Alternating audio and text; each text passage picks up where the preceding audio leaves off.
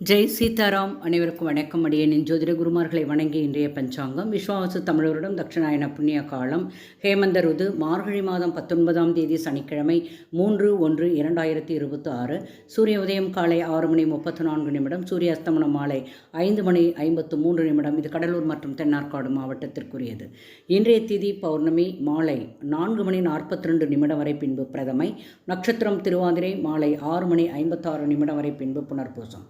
யோகம் பிராமியம் காலை 10:18 வரை பின்பு ஐந்திரம் யோகம்.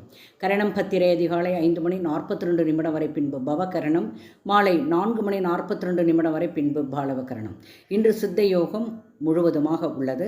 சந்திராஷ்டம நட்சத்திரம் அனுஷ மாலை 6:56 வரை பின்பு கேட்டை.